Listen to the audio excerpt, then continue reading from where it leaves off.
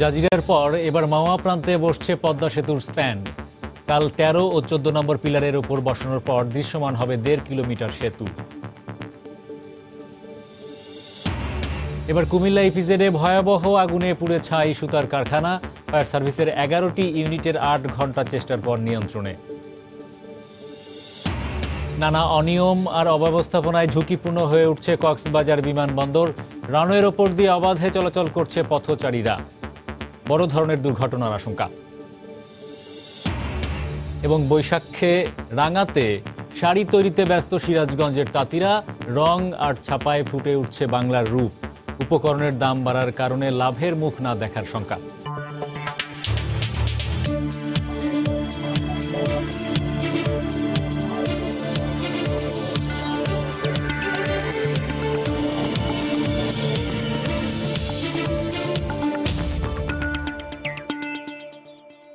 দেখছিলেন শিরোনাম। দেশ ও দেশের বাইরের খবর নিয়ে আমাদের নিয়মিত আয়োজন এ সময়ের বাণিজ্যে আপনাদেরকে স্বাগত জানাচ্ছি। সঙ্গে আছি আমি হরিপদ সাহা। জাজিরার পর এবার মাওয়া প্রান্তে বসছে পদ্মা সেতুর স্প্যান। মাঝ নদীতে ১৩ ও ১৪ নম্বর পিলারের ওপর আগামীকাল বুধবার বসানো হবে এই স্প্যানটি। দুই প্রান্ত মিলিয়ে ১০ম স্প্যানটি বসলে দৃশ্যমান হবে পুরো ১.৫ কিলোমিটার সেতু। চলতি মাসে আরও একটি স্প্যান বসানোর পরিকল্পনা রয়েছে বলে জানিয়েছেন প্রকল্প পরিচালক। রিপোর্ট এহসান জুয়েলের। নতুন করে গতি পাচ্ছে পদ্মা সেতুর কাজে। এখন পর্যন্ত নদীতে স্প্যান রয়েছে ৯টি, এর মধ্যে ৮টি স্প্যানই জাজিরা প্রান্তে। এই প্রান্তেই তাই কার্যত দৃশ্যমান সেতুর কর্মযজ্ঞের বড় অংশ। বাকি যে একটি স্প্যান মাওয়ার ৩ ও ৪ নম্বর পিলারে বসানো আছে, এটি মূলত সাময়িকভাবে রাখা। এখানে ৫ ও ৬ নম্বর পিলারের কাজ পুরো শেষ হলে এই স্প্যানটি সেখানে সরিয়ে নেওয়া হবে। সুখবর হলো এবার মাওয়া প্রান্তে প্রথমবারের মতো নির্ধারিত পিলারে বসতে যাচ্ছে স্প্যান। নদীর ৩ নম্বর মডিউলের ১৩ ও ১৪ নম্বর পিলার দিয়ে এখানে শুরু হবে স্প্যান বসানোর কাজ, যা ধীরে ধীরে এগিয়ে নেওয়া হবে জাজিরার দিকে। মাওয়া প্রান্তে আরও বেশ কটি পিলার পুরো প্রস্তুত বলে চলতি মাসেই ২টি স্প্যান তোলার পরিকল্পনা সেতু কর্তৃপক্ষের। এপ্রিলে আমাদের 2 তো মিনিমাম হওয়া উচিত, আর বেশিও হতে পারে, কারণ আমাদের সেকেন্ড আর একটা ট্রাস ইরেকশনের ট্রাস আমাদের আসছে। এটা দিয়ে ধরে রেখে ওয়েল্ডিং করে যেটা রেখে ওয়েল্ডিংটা করতে ধরে রেখে অনেক সময় লাগে। তো সেই সময়ের জন্য দেখা যাচ্ছে এটা পারে নাই। তো আমরা এপ্রিলে আমাদের আরও বেশি টার্গেট।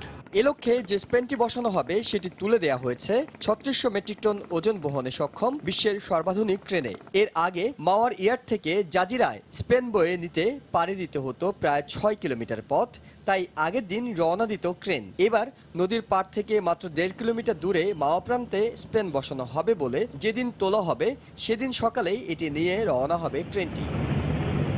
এই ১০ম স্প্যানটি বসানোর মধ্য দিয়ে নদীতে দৃশ্যমান করা সম্ভব হবে পুরো ১.৫ কিলোমিটারের সেতু। অর্থাৎ ৬.১৫ কিলোমিটার পদ্মা সেতুর মধ্যে দৃশ্যমান হবে ৪ ভাগের ১ ভাগ। তবে নদীতে এখনও ১০টি পিলার দৃশ্যমান থাকায় বাকি ৩ ভাগ কাজ দ্রুততম সময়ের মধ্যে শেষ করার ব্যাপারে আশাবাদী প্রকল্প সংশ্লিষ্টরা। এহসান জুয়েল, সময় সংবাদ, জাজিরা, শরীয়তপুর। কুমিল্লা ইপিজেডে ভয়াবহ আগুনে একটি সুতার কারখানা সম্পূর্ণ পুড়ে গেছে। গত রাত ৯টার দিকে লাগা আগুন ফায়ার সার্ভিসের ১১টি ইউনিটের চেষ্টায় ৮ ঘন্টার পর নিয়ন্ত্রণে আসে। তবে কেউ হতাহত হয়নি। এদিকে আগুন লাগার কারণ এখনও জানা যায়নি। ঘটনার কারণ অনুসন্ধানে ৬ সদস্য বিশিষ্ট একটি তদন্ত কমিটি গঠন করেছে জেলা প্রশাসক। ফায়ার সার্ভিস জানায় সোমবার রাত ৯টার দিকে ইপিজেটের আরএন স্পিনিং মিলে হঠাৎ করেই আগুন লাগে। মুহূর্তের মধ্যেই তা পুরো কারখানায় ছড়িয়ে পড়ে। খবর পেয়ে ফায়ার সার্ভিসের 10টি ইউনিট ঘটনাস্থলে পৌঁছে আগুন নিয়ন্ত্রণের চেষ্টা চালায়।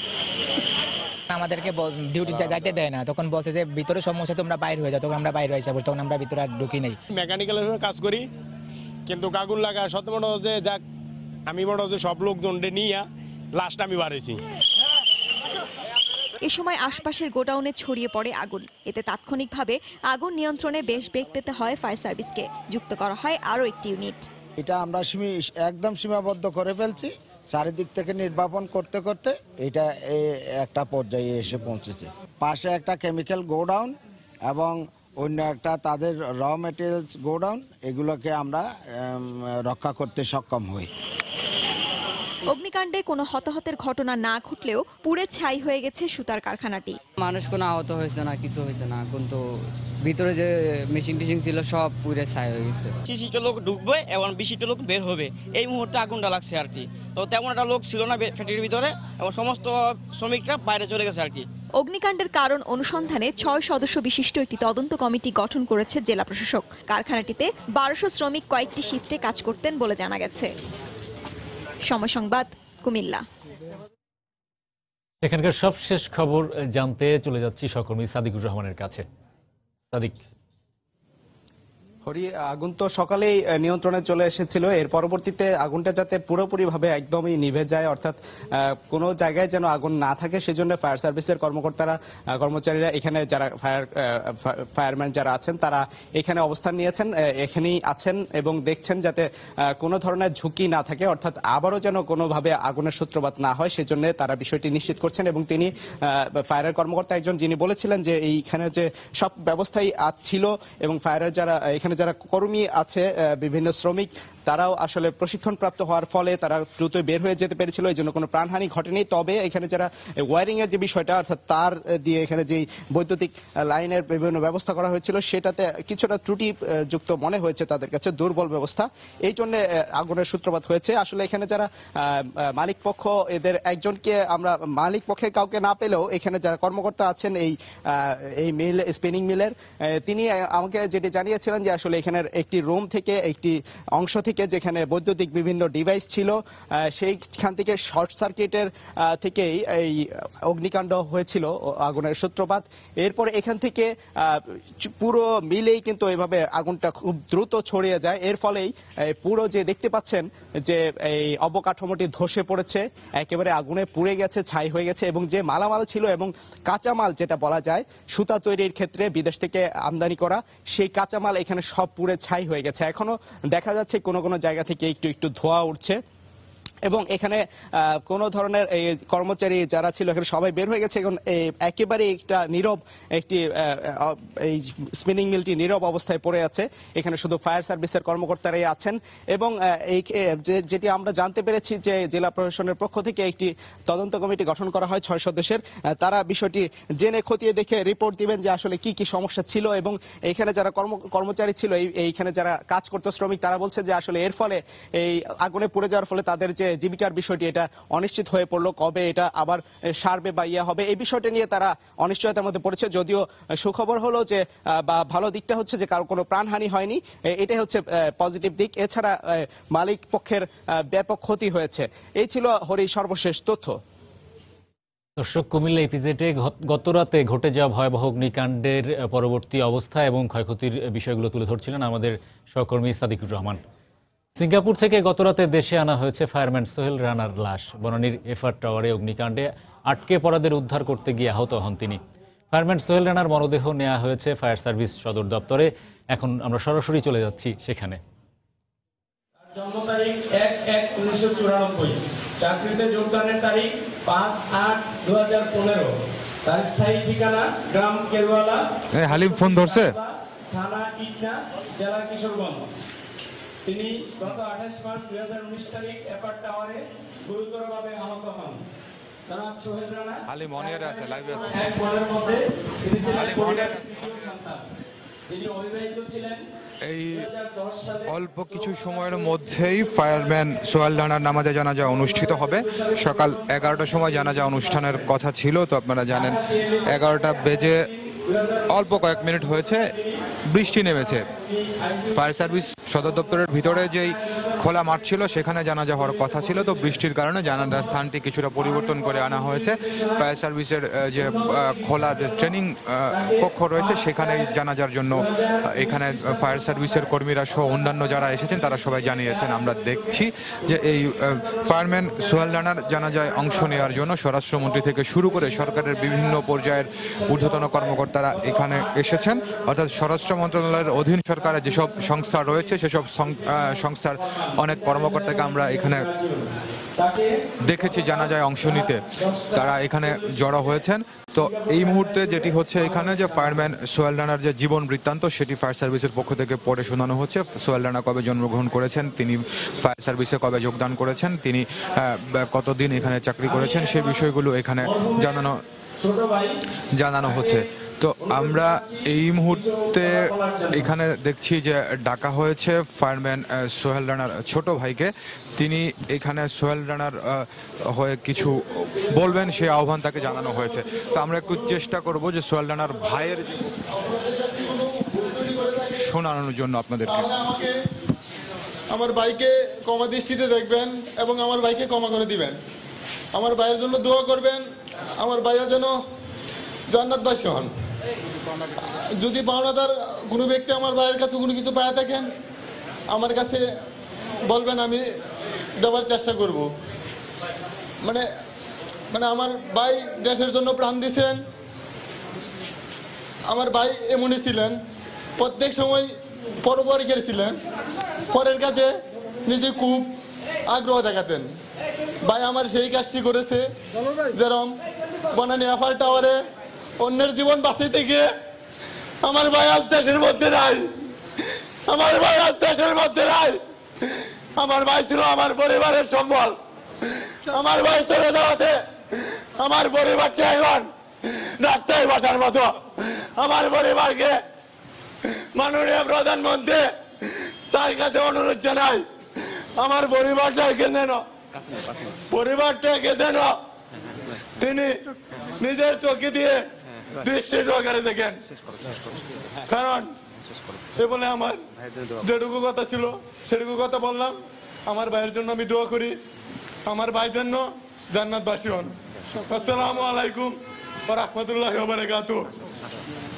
শুনছিলেন যে ফায়ারম্যান সোহেল রানার ভাইয়ের বক্তব্য। তিনি তার ভাইয়ের হয়ে সবার কাছে ক্ষমা চেয়েছেন, তার ভাই যেন জান্নাতবাসী হয় সেজন্য সবার কাছে তিনি দোয়া চেয়েছেন। এবং তিনি বলছেন যে তার ভাই ছিল তার পরিবারের একমাত্র উপার্জনক্ষম ব্যক্তি। তো তার ভাইয়ের মৃত্যুতে তাদের পরিবারটির কল্যাণের জন্য যেন সরকারের তরফ থেকে ব্যবস্থা নেওয়া হয়, সেই আহ্বান, সেই অনুরোধ তিনি জানিয়েছেন। তো এরকম ফায়ার সার্ভিসের কর্মীরাও আমরা দেখেছি সকাল থেকেই যারা এই ফায়ার সার্ভিসের সদর দপ্তরে এখানে জড়ো হয়েছেন, সবাই অত্যন্ত দুঃখ ভারাক্রান্ত মনে, অত্যন্ত বেদনাহত মনে তারা এই জানাজায় অংশ নিচ্ছেন।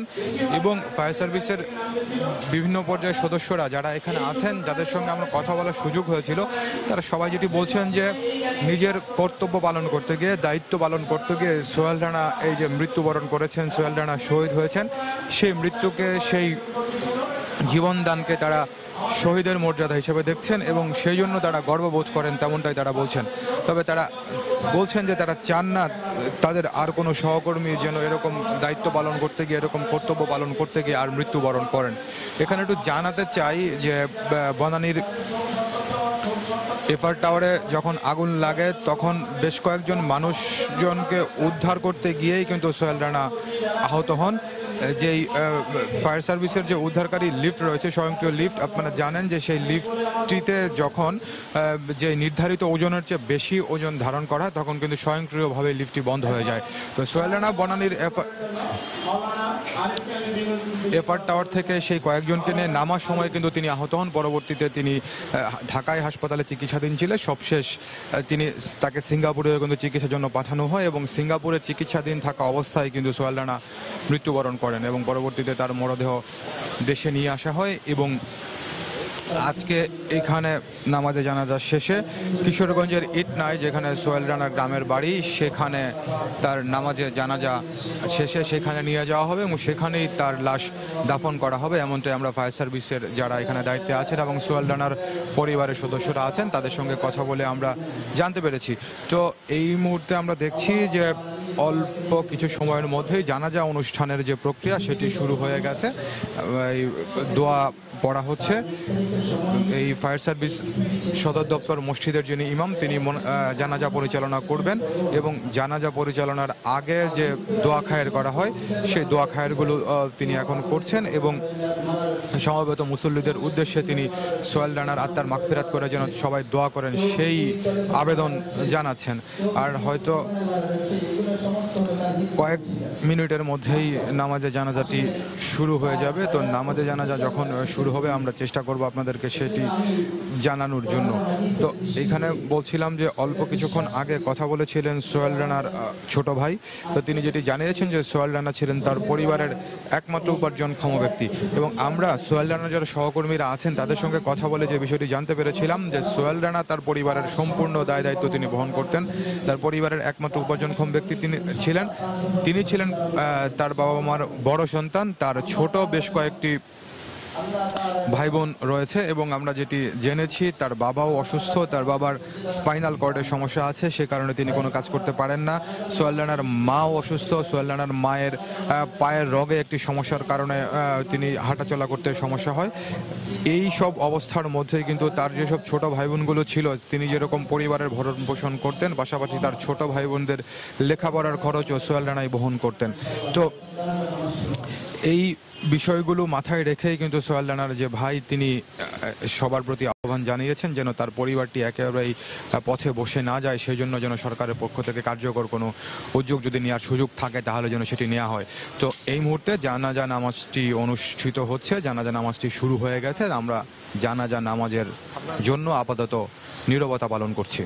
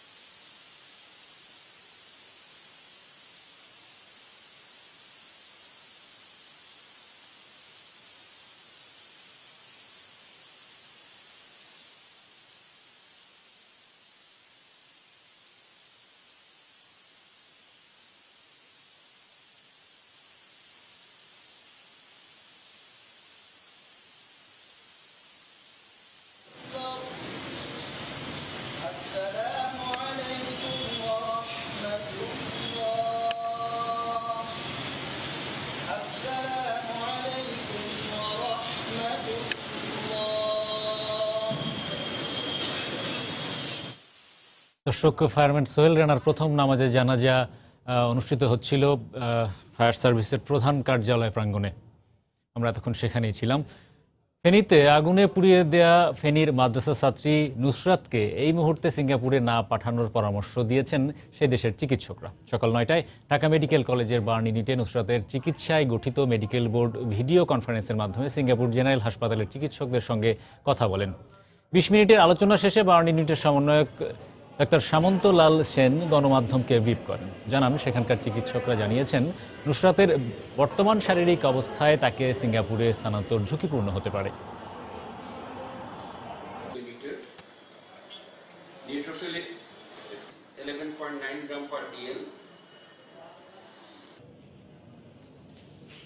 তো ওনারা আমাদের সঙ্গে অনেকক্ষণ আমাদের এই সমস্ত কাগজপত্র এবং রিপোর্ট দেখে যেটা বললেন যে ঠিক এই মুহূর্তে এই 5 ঘন্টা ফ্লাই করা খুব ডিফিকাল্ট হবে, রিস্কি হবে এই মেয়ের জন্য। আর কিন্তু পরীক্ষা আমরা এবিজি আছে সেগুলো আমরা আবার বিকালে তাকে পাঠাবো, মানে যেটা তাদের বলা হচ্ছে যে আমরা কন্টিনিউয়াস তাদের সাথে এই চিকিৎসা পদ্ধতিতে থাকবো। এই মুহূর্তে ঢাকা মেডিকেলে আছেন রিপোর্টার শাতিলা শারমিন। আমরা সরাসরি যোগ দিচ্ছি তার সঙ্গে। নুসরাত যে ভর্তি আছে তার শারীরিক অবস্থা সম্পর্কে আসলে যেমন তার পরিবারের পক্ষ থেকে জানানো হচ্ছে তেমন জানানো হয়েছে ঢাকা মেডিকেলের যে তদন্ত যে মেডিকেল বোর্ড, সেই মেডিকেল বোর্ড কিন্তু আমাদেরকে জানিয়েছে নুসরাতের শারীরিক অবস্থা কিন্তু আগের মতোই রয়েছে। 75% বার্ন নিয়ে সে আসলে এখনো ওই বলা চলে যে অনেকটা মৃত্যুর সাথে পাঞ্জাই লড়ছে। এবং যে সিদ্ধান্তটি হয়েছে যে সিঙ্গাপুরের চিকিৎসকদের সঙ্গে প্রধানমন্ত্রীর নির্দেশে যে আলোচনার কথা ছিল, সেই আলোচনাটি কিন্তু হয়েছে আসলে আজকে সকাল 9টায় বার্ন ইউনিটে, এবং তার প্রধান সমন্বয়ক সামন্তলাল সেন সেই আলোচনার নেতৃত্ব দিয়েছেন এবং তিনি পরে গণমাধ্যমের সঙ্গে কথা বলেছেন। এবং এই কথা তিনি আমাদেরকে যেটি জানিয়েছেন যে কিছু কিছু পরামর্শ এসেছে আসলে সিঙ্গাপুরের চিকিৎসকদের কাছ থেকে, এবং সেই অনুসারে আসলে এখন নুসরাতের চিকিৎসার আরও কিছু পরিবর্তন করা হচ্ছে। এবং সর্বশেষ এখন নুসরাত রয়েছে অস্ত্রোপচারের জন্য। সে আসলে বেশ কিছু বিষয়ে তারা পরামর্শ দেওয়ার পর নুসরাতকে কিন্তু এখন অপারেশন থিয়েটারে নিয়ে যাওয়া হয়েছে এবং অস্ত্রোপচারের ব্যবস্থা করা হয়েছে। আর তার পরিবারের পক্ষ থেকে যেটি জানানো হয়েছে সেটি হচ্ছে চিকিৎসকরা তাদেরকে বলেছেন যে এখনই নেওয়া সম্ভব হচ্ছে না নুসরাতকে সিঙ্গাপুরে, কিন্তু যখনই নুসরাতের শারীরিক অবস্থা উন্নতি হবে তখন আসলে প্রধানমন্ত্রীর যে নির্দেশনা রয়েছেন সেই নির্দেশনা মেনে আসলে নুসরাতকে সিঙ্গাপুরে পাঠানো হলেও হতে পারে। আরেকটি জিনিস হচ্ছে পরিবার যেটি জানিয়েছেন যে সবকিছুর উপরে মামলা এবং যে নৃশংস ঘটনা তার বিচারের দাবির চেয়ে সবচেয়ে যেটি সে বলেছে যে আসলে তার মেয়ের সুস্থতা আসলে সবার আগে, তারা সেটাই এখন চিন্তা করছেন। এবং এই ঘটনার জন্য যারা দোষী তাদের তো অবশ্যই তারা শাস্তির দাবি জানিয়েছেন। এই ছিল আমার কাছে সর্বশেষ। হরি। চীনা অর্থায়নে আখাউড়া সিলেট নতুন রেলপথ নির্মাণ সহ চূড়ান্ত অনুমোদনের জন্য জাতীয় অর্থনৈতিক পরিষদের নির্বাহী কমিটি একনেক সভায় 8টি প্রকল্প উপস্থাপন করা হয়েছে। সকালে শেরেবাংলা নগরের এনইসি সম্মেলন কক্ষে প্রধানমন্ত্রী শেখ হাসিনার সভাপতিত্বে শুরু হয় একনেক বৈঠক। নতুন রেলপথটি নির্মাণ করা গেলে ঢাকা থেকে সিলেটের দূরত্ব কমার পাশাপাশি বাঁচবে প্রায় 2.5 ঘন্টা সময়। মোট 16,000 কোটি টাকার প্রকল্পে 11,000 কোটি টাকা ঋণ সহায়তা দেবে চীন।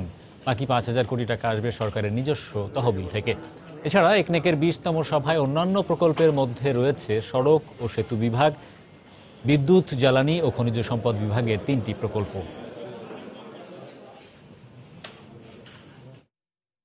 সময়ের সাথে তাল মিলিয়ে পরিবর্তন এসেছে চামড়াজাত পণ্যের মান ও ডিজাইনে। ওয়ালেট, জ্যাকেট আর পাদুকা সহ তৈরি হচ্ছে কয়েকশো ডিজাইনের পণ্য। তবে বিশ্ববাজারে এ খাতের অবদান নিতান্তই প্রত্যাশার চেয়ে কম। উদ্যোক্তারা বলছেন নীতি সহায়তা পেলে দেশীয় বাজার দখলের পাশাপাশি রপ্তানিতে তারা রাখতে পারবেন গুরুত্বপূর্ণ ভূমিকা। মামুন আবদুল্লাহ রিপোর্ট। বদলেছে রুচি, নতুনত্ব এসেছে পণ্যের ডিজাইনে। টেকসই হওয়ায় নিত্য ব্যবহারের জিনিসপত্রে অনেকেই ঝুঁকছেন চামড়াজাত পণ্যের দিকে। ক্রেতা চাহিদার কথা মাথায় রেখে নতুন ডিজাইন আর মানসম্মত পণ্যের দিকে নজর দিচ্ছেন দেশীয় উদ্যোক্তারা। বেল্ট, ওয়ালেট, ব্যাগ, জুতো ছাড়াও হাতের নাগালেই মিলছে কয়েকশো চামড়াজাত পণ্য, যার চাক্ষুষ দেখা মিলল রাজধানীতে আয়োজিত প্রথম শিল্প মেলায়। এক্সট্রা কোনো কিছু পলিশ করছি না, যা আছে আমরা সেটাকেই জাস্ট আমরা প্রসেসিংভাবে নিয়ে আসতেছি এবং আমরা নিজেরা ডিজাইন করছি। অফিসিয়াল ব্যাগ থেকে নিয়ে উইমেন থেকে নিয়ে সব কিছু আমাদের আইটেম এগুলো আছে। আমরা কিন্তু ডিজাইনের কারণেই একটুখানি পিছিয়ে পড়ছি। পাশাপাশি আমরা কিন্তু এই চামড়াজাত পণ্য শুধুমাত্র ঢাকা কেন্দ্রিক তা না, আমরা কিন্তু সারা বাংলাদেশে এখন ছড়িয়ে ফেলতে পারবো। লেদারের জায়নামাজ করছি অলরেডি, এটা আমরা ভালো সারা পাইছি। লেদারের জায়নামাজ, এরপরে লেদারের টুপি। দেশীয় পণ্যের উপর আস্থা রাখছেন ক্রেতারাও, তবে দাম নিয়ে রয়েছে মিশ্র প্রতিক্রিয়া। দেখতে যেরকম সিলাই বা এদের ফিটিংস ইত্যাদিগুলো খুবই উন্নত মানের মনে হচ্ছে। এই মেলাটা আমাদের চোখ খুলে দিয়েছে যে বাংলাদেশেও অনেক রকমের ভালো ভালো পণ্য, চামড়ার পণ্য উৎপাদিত হয়, এটা একটা বিষয়। আর আমার কাছে মনে হয়েছে দামেও যথেষ্ট রিজনেবল। ফিনিশড লেদারের মূল্য সহনীয় পর্যায়ে এবং ব্যাংক ঋণ প্রাপ্তিতে ব্যাংকগুলোকে আরও দায়িত্বশীল ভূমিকা রাখার আহ্বান উদ্যোক্তাদের। লোনটা যদি একটু সহজ হয়, তারপরে সরকার যদি আরেকটু বেশি প্রচার করে, এই জিনিসগুলো এফেক্টিভলি হলে আমরা দেখা গেছে আরও ভালোভাবে কাজ করতে পারবো। আমরা যে শিটগুলো কিনি লেদারের, ওটা যদি কস্টিংটা আরেকটু মিনিমাইজ করা যায়, তখন সেই ক্ষেত্রে আমরা ফিনিশ গুড তৈরি করলে ক্রেতা সাধারণ আরো কম প্রাইসে নিতে পারে। বিশ্ববাজারে যেখানে চামড়াজাত পণ্যের বাজার প্রায় 22,000 কোটি টাকা, সেখানে বৈশ্বিক বাজারে বাংলাদেশের অবদান মাত্র 0.46%। মামুন আবদুল্লাহ, সময় সংবাদ, ঢাকা। ক্ষুদ্র ও মাঝারি শিল্পের বিকাশে কাজ করতে চায় Bangladesh chamber of industries BCI। গতকাল রাজধানীর একটি হোটেলে আয়োজিত সংবাদ সম্মেলনে সংগঠনের নবনির্বাচিত সভাপতি আনোয়ার উল আলম চৌধুরী পারভেজ একথা জানান। তিনি বলেন, নতুন ও তরুণ উদ্যোক্তারা দিক নির্দেশনা না পেয়ে মুখ থুবড়ে পড়েন। তাদের ব্যাংক ঋণ ও প্রশিক্ষণের ব্যবস্থা করবে BCI। তরুণদের জন্য বিশেষ মূল্যে জমি বরাদ্দ, বিনা জামানতে ব্যাংক ঋণের ব্যবস্থা করা, 5 বছরের জন্য কর অবকাশ সুবিধা সহ বেশ কিছু প্রস্তাবনা তুলে ধরেন। গ্যাসের দাম বাড়ানোর প্রস্তাবের বিরোধিতা করে BCI সভাপতি বলেন, এতে উৎপাদন খরচ বাড়বে, প্রভাব পড়বে গ্যাস নির্ভর শিল্পের রপ্তানি বাণিজ্য। আগামী সেপ্টেম্বরের মাসের মধ্যে ক্ষুদ্র ও মাঝারি উদ্যোক্তাদের নিয়ে একটি সম্মেলন আয়োজনের আগ্রহের কথা জানান তিনি।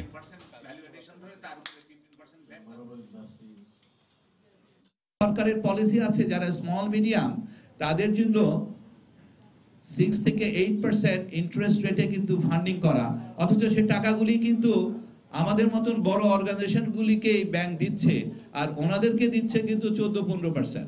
আমরা চেষ্টা করব ওদেরকে কত লো কস্টে ফান্ডিং করা যায়।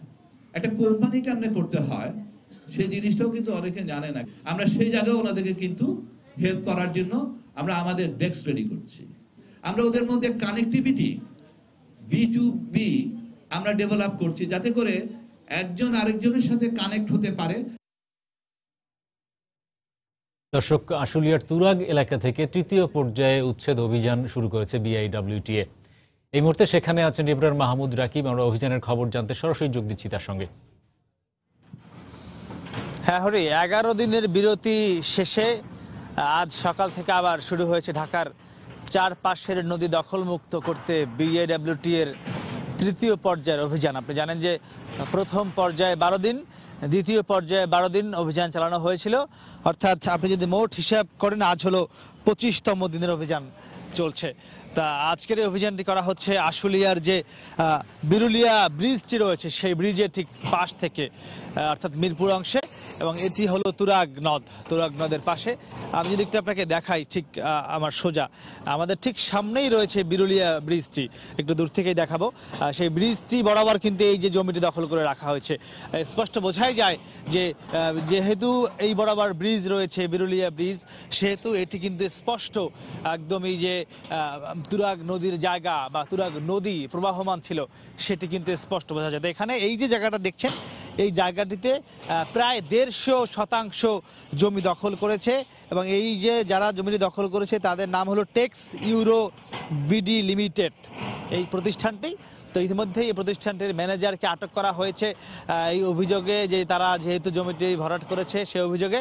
একইভাবে তারা এখন যে যতটুকু জায়গা ভরাট করেছে এটি দখলমুক্ত করতে কি পরিমাণ খরচ হতে পারে সরকারের সেটি হিসেব নিকাশ করছেন। মূলত এখানকার যিনি ম্যাজিস্ট্রেট তিনি হিসেব নিকাশ শেষে তাকে একটি জরিমানার আওতায় আনা হবে।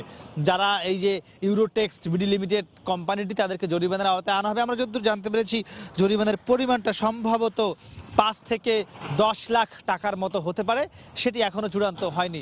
এবং দেখছেন এখানে যে ছোট ছোট কিছু স্থাপনা করা হয়েছে, একতলা আধা পাকা ঘর, এই ঘরগুলো ভাঙা হয়েছে ইতিমধ্যেই। ডান পাশে একটি ঘর ছিল সেই ঘরটি ভাঙা হয়েছে, এই ঘরটিও কিছুক্ষণের মধ্যেই ভাঙা হবে। আমি যদি আপনাকে বলে দেই, প্রথম 2 দফার যে অভিযান হয়েছে 24 দিন, সেখানে ইতিমধ্যেই প্রায় 3000 অবৈধ ছোট বড় স্থাপনা উচ্ছেদ করা হয়েছে তুরাগ এবং বুড়িগঙ্গার পাশে। একইভাবে এখন এই আশুলিয়া অংশে উচ্ছেদ করতে করতে যাওয়া হবে মূলত একদম সেই উত্তরা টঙ্গীর দিকে, এবং এই পাশে নদীর এমনই দুপাশে তুরাগ, এরপরে আরও যে নদী রয়েছে পাশে বালু নদী কিংবা ধলেশ্বরী নদী, সেখানেও যেসব অবৈধ স্থাপনা থাকবে তাও কিন্তু ধীরে ধীরে সব উচ্ছেদ করা হবে। তো এখন মূলত এই উচ্ছেদ অভিযানটি চলছে। তবে একটি কথা আমি আপনাকে বলে দেই, এই তুরাগ পাড়ে আমরা যেমন বুড়িগঙ্গাতে দেখেছিলাম বা মিরপুরের যে বড় বাজার কিংবা গাবতলী অংশে বড় বড় স্থাপনা ছিল, এখানে কিন্তু তেমনটি বড় বড় স্থাপনা নাই। এখানে মূলত এই নদী দখল করে এমন বড় বড় বালুর গদি করে রাখা হয়েছে, বিভিন্ন সিমেন্টের যে মিক্সার বলা হয়, মিক্সার মেশিন বা যেখানে মিক্সারগুলো করা হয় সেগুলো করে রাখা হয়েছে। আমরা আবার ঠিক কিছু দূর যাওয়ার পর অর্থাৎ আশুলিয়া ব্রিজ পার হওয়ার পরে আবারও কিন্তু বড় বড় স্থাপনা থাকবে। তো মোটামুটি আমার কাছে আপাতত এখান থেকে যে BIWTA উচ্ছেদ অভিযান চলছে তার এই ছিল সবশেষ খবর। হরি দর্শক, অবৈধ নদী পার দখল মুক্ত করতে তুরাগ এলাকায়, আশুলিয়ার তুরাগ এলাকায় চলছে তৃতীয় দফার বিআইডব্লিউটি এর অভিযান। সেই অভিযানের খবরাখবর আমাদেরকে জানাচ্ছিলেন সহকর্মী মাহমুদ রাকিব। নানা অনিয়ম আর অব্যবস্থাপনার কারণে ঝুঁকিপূর্ণ হয়ে উঠছে কক্সবাজার বিমানবন্দর। রানওয়ের ওপর দিয়ে শুধু পথচারীরা অবাধে চলাচল করছে তা নয়, বিমান অবতরণের সময় হাত দেখিয়ে থামার সংকেতও দিচ্ছেন তারা। বিমানবন্দরের গাইড ওয়ালের বিভিন্ন অংশ রয়েছে ভাঙা।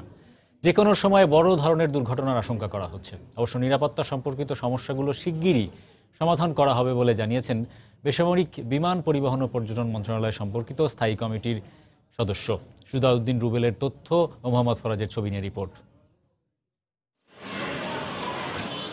কক্সবাজার বিমানবন্দরকে আন্তর্জাতিক বিমানবন্দরে উন্নীতকরণের কাজ শুরু হয় 2015 সালের জুলাই মাসে। রানওয়ের কাজ শেষ হওয়ার পর 2017 সালের শেষ দিক থেকে এখানে আন্তর্জাতিক রুটের বিমানও চলাচল করছে। এছাড়া রোহিঙ্গা ইস্যুতে প্রতিদিনই আকাশপথে কক্সবাজার আসছেন দেশি বিদেশি বিভিন্ন সংস্থার কর্মকর্তারা। কিন্তু অনিয়ম ও অব্যবস্থাপনার কারণে ঝুঁকিপূর্ণ হয়ে উঠেছে কক্সবাজার বিমানবন্দর। বিভিন্ন অংশে গাইড ওয়াল না থাকা ও কিছু অংশ ভাঙা থাকায় রানওয়ে দিয়ে অবাধে পারাপার হচ্ছেন স্থানীয়রা। তারা রানওয়েকে ব্যবহার করছেন শর্টকাট পারাপারের পথ হিসেবে, এমনকি ঘোরাঘুরি করতেও রানওয়েতে ঢুকছেন স্থানীয়রা। আর নিরাপত্তার দায়িত্বে থাকা আনসার সদস্যদের চোখের সামনেই হচ্ছে এসব। 10 টাকা করে দিতে হইতো আমাদের। চলে আসতেছি রানওয়ে দিয়ে, আমাদেরকে কে বাধা দেন? আমি এখান দিয়ে সব সময় চলাফেরা করি, স্কুলে যাই। আর এসব দৃশ্য ধারণ করতে দেখে সময় সংবাদের প্রতিবেদককে বাধা দেয় এক আনসার সদস্য। পরে কৌশলে আনসার সদস্যকে প্রশ্ন করলে গাইড ওয়াল না থাকাকেই দায়ী করেন তিনি। পরে ইয়া করবে আর কি, ওয়াল হবে সব দিকে, তখন পার হবে। নিরাপত্তা বিশ্লেষকরা বলছেন, বিমানবন্দরের নিরাপত্তা নিশ্চিত করা না হলে যে কোনো সময় ঘটে যেতে পারে বড় দুর্ঘটনা। চারিদিকে ওয়াল নেই, ছেলেরা আসা যাওয়া করে এই পার থেকে ওই পারে, এগুলো আছে, কিন্তু এগুলার সম্পূর্ণ আমাদেরকে সতর্কতার সাথে চেক করে বন্ধ করতে হবে। সব সমস্যা সমাধানে সিভিল এভিয়েশন পদক্ষেপ নেবে বলে জানিয়েছেন এই সংসদ সদস্য। আমি বিশ্বাস করি সিভিল এভিয়েশন খুব দ্রুত সেই সীমানা প্রাচীর নির্মাণ করার মধ্য দিয়ে সেখানকার সার্বিক নিরাপত্তার বিষয়টি তারা সর্বোচ্চ গুরুত্ব সহকারে তারা রক্ষা করবে। প্রতিদিন ঢাকা কক্সবাজার আকাশপথে যাতায়াত করছে বিভিন্ন বিমান সংস্থার 9টি ফ্লাইট। এছাড়া সপ্তাহে 3 দিন ঢাকা চট্টগ্রাম রুটে যাতায়াত করছে বাংলাদেশ বিমানের 3টি ফ্লাইট। সময় সংবাদ, কক্সবাজার। বাঙালির প্রাণের উৎসব পহেলা বৈশাখকে রাঙাতে রং বেরঙের শাড়ি তৈরিতে ব্যস্ত সিরাজগঞ্জের তাঁতিরা। বাহারি রং আর বিভিন্ন ছাপে কাপড়ে ফুটে উঠছে বাংলার চিরাচরিত রূপ। তবে রং, সুতা ও শাড়ি তৈরির উপকরণের দাম বাড়ার কারণে খুব একটা লাভ হচ্ছে না বলে জানান তাঁতিরা। রিঙ্কু কিন্ডুর প্রতিবেদন, ছবি তুলেছেন অমৃত সেন। পহেলা বৈশাখকে উৎসবমুখর ও আনন্দময় করতে বৈশাখী শাড়ি তৈরিতে রাত দিন ব্যস্ত সময় পার করছেন সিরাজগঞ্জের বেলকুচি, এনায়েতপুর ও শাহজাদপুর উপজেলার তাঁতিরা। বাঙালি নারীদের সাজাতে বৈশাখী শাড়িতে রং আর ছাপে ফুটে উঠছে ঢাকঢোল, একতারা, হাত পাখা, কুলা, দোয়েল পাখি সহ বাংলার বিভিন্ন ঐতিহ্য। এসব শাড়ি এখান থেকে ছড়িয়ে পড়ছে দেশের বিভিন্ন জেলায়। তবে রং, সুতা ও শাড়ি তৈরির উপকরণের অস্থিতিশীল বাজারের কারণে তেমন লাভ হচ্ছে না বলে জানান তাঁত মালিকরা। ডোল, দুগি, তবল, পাখা, মানে কলসি, এগুলা দিয়ে আমরা তৈরি করি বৈশাখী শাড়ি। এই শাড়ি আমাদের অনেক জায়গায় চলে যায়। অনেক কিছু দিয়ে আমরা একটা পয়লা বৈশাখ শাড়ি ফুটাইয়া তুলি যাতে সুন্দর দেখা যায় বা সবাই পরে আনন্দ পায়। 3 মাস আগে থেকে শুরু করি, বিক্রি করা হয় আপনার এই 1 মাস। সুতার যেরকম দাম বেশি, যদি একটু নিয়ন্ত্রণে রাখতো আমরা মালটা বেচে একটু সুবিধা পেতে পারি। শিল্পটির আরো প্রসার ঘটাতে সরকারি পৃষ্ঠপোষকতার দাবি জানালেন সিরাজগঞ্জ চেম্বার অব কমার্সের এই নেতা। সরকারের কাছে জোর দাবি থাকবে রং, সুতো, কাপড়ের বাজার মনিটরিং, পাশাপাশি এদেরকে সহজ শর্তে ঋণ প্রদান, তাহলে এই শিল্পকে আরো এগিয়ে নিয়ে যাওয়া সম্ভব। জেলার তাঁতিদের তৈরি এসব বৈশাখী শাড়ি সর্বনিম্ন 150 টাকা থেকে 3000 টাকায় পাইকারি দরে বিক্রি হচ্ছে। রিঙ্কু কুন্ডু, সময় সংবাদ, সিরাজগঞ্জ। বান্দরবানে সাংগ্রাই উৎসবকে কেন্দ্র করে চলছে ব্যাপক প্রস্তুতি। শোভাযাত্রার জন্য তৈরি মুখোশ, আলপনা আঁকায় ব্যস্ত মারমা সম্প্রদায়ের তরুণীরা। নতুন পোশাক কিনতে স্থানীয় বাজারগুলোতে বাড়ছে ভিড়। সবার অংশগ্রহণে উৎসব সফল হবে এমনটাই প্রত্যাশা আয়োজকদের। বান্দরবান প্রতিনিধি এস বাসু দাসের পাঠানো তথ্য, ছবিতে রিপোর্ট। নতুন বছরকে বরণ করে নিতে চাকমারা বিজু, ত্রিপুরারা বৈশুক ও মারমারা সাংগ্রাই উৎসব উদযাপন করে থাকে। সমতলের মানুষদের কাছে যা বৈশাখী উৎসব নামে পরিচিত। উৎসব উপলক্ষে মঙ্গল শোভাযাত্রা, বয়োজ্যেষ্ঠ পূজা, পবিত্র বুদ্ধ মূর্তি স্নান, জলকেলি সহ নানা অনুষ্ঠানের আয়োজন থাকবে। পোস্টার, ব্যানার আর মুখোশ তৈরিতে ব্যস্ত তরুণ তরুণীরা। পাহাড়ি বাঙালি যারা সবাই তো নববর্ষে ফিল করে, সবাই ওই দিনটার জন্য অপেক্ষা করে। আমার জন্য লুঙ্গি, শার্ট, তারপর ছোট ভাইয়ের জন্য কিছু লুঙ্গি পরবো, নেব। পয়লা বৈশাখ উপলক্ষে আমাদের অন্যান্য বারের চেয়ে এবারে অনেক বেচা কিনা যথেষ্ট ভালো। 13 তারিখ সকাল 8:30টায় আমরা মঙ্গলময় শোভাযাত্রার মাধ্যমে আমাদের সাংগ্রাই আমরা সূচনা করতে যাচ্ছি। আমাদের প্রস্তুতি প্রায় শেষ পর্যায়ে। সাংগ্রাই উৎসব নির্বিঘ্নে সম্পন্ন করতে সার্বিক নিরাপত্তা ব্যবস্থা জোরদার করেছে পুলিশ। আমরা 3 স্তরের একটা নিরাপত্তা ব্যবস্থা থাকবে। রুপটপেও আমাদের ফোর্স থাকবে। বাইনোকুলার নিয়ে আমরা রুপটপ থেকেও আমরা এটা তদারকি করব। সার্বিকভাবে সকল ধরনের নিরাপত্তা ব্যবস্থা আমরা নিয়েছি। আগামী 13 এপ্রিল শুরু হওয়া ঐতিহ্যবাহী এই উৎসব চলবে 16 তারিখ পর্যন্ত। অন্যবারের তুলনায় এবারের আয়োজন আরও জমজমাট হবে, এমনটাই প্রত্যাশা সংশ্লিষ্টদের। সময় সংবাদ, বান্দরবান। ঢাকা উত্তর সিটি কর্পোরেশনের নাগরিক সমস্যা সমাধানে আগামী মাস থেকে চালু হচ্ছে নগর অ্যাপ। এই অ্যাপ ব্যবহার করে নগরের যে কোনো সমস্যার কথা কর্পোরেশনকে জানাতে পারবেন নাগরিকরা। গতকাল গুলশানে সিসিটিভি ক্যামেরার মাধ্যমে নজরদারি কার্যক্রমের 3য় পর্যায় ও স্মার্ট পার্কিং ব্যবস্থার উদ্বোধনী অনুষ্ঠানে একথা জানান উত্তরের মেয়র আতিকুল ইসলাম। অনুষ্ঠানের উদ্বোধন করেন স্বরাষ্ট্রমন্ত্রী আসাদুজ্জামান খান কামাল। তিনি বলেন, টেকসই উন্নয়ন লক্ষ্যমাত্রা অর্জন করতে নিরাপত্তা ব্যবস্থা জরুরি।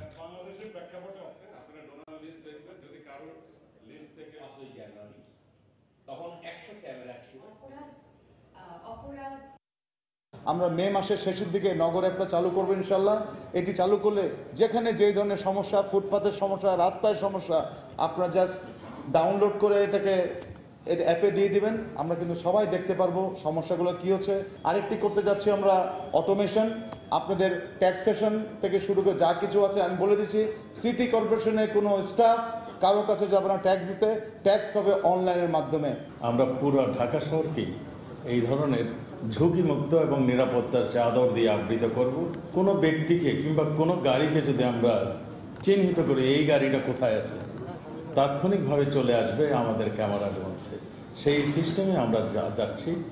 অন্যান্য সারা বিশ্বের উন্নত সিটিগুলিতে যেরকম সেফ সিটি করেছে, আমরা ঢাকাকে সেই সেফ সিটি ডিক্লেয়ার করতে আমরা আমাদের কনসালটেন্টরা কাজ করছেন। বাংলাদেশের বাজারে 5টি নতুন মডেলের মোটরসাইকেল বিক্রয়ের কার্যক্রম উদ্বোধন করেছে বিশ্বখ্যাত 2 ও 3 হুইলার নির্মাণকারী প্রতিষ্ঠান টিভিএস মোটর কোম্পানি। বঙ্গবন্ধু আন্তর্জাতিক সম্মেলন কেন্দ্রে আয়োজিত অনুষ্ঠানের মাধ্যমে এই কার্যক্রমের আনুষ্ঠানিক উদ্বোধন করেন টিভিএস অটো বাংলাদেশ লিমিটেডের ব্যবস্থাপনা পরিচালক একরাম হোসেন। অনুষ্ঠানে উপস্থিত ছিলেন প্রতিষ্ঠানটির ঊর্ধ্বতন কর্মকর্তারাও। এ সময় টিভিএস জানায়, আকর্ষণীয় ডিজাইনের তৈরি মোটরসাইকেলগুলোতে সংযোজন করা হয়েছে সর্বাধুনিক প্রযুক্তি।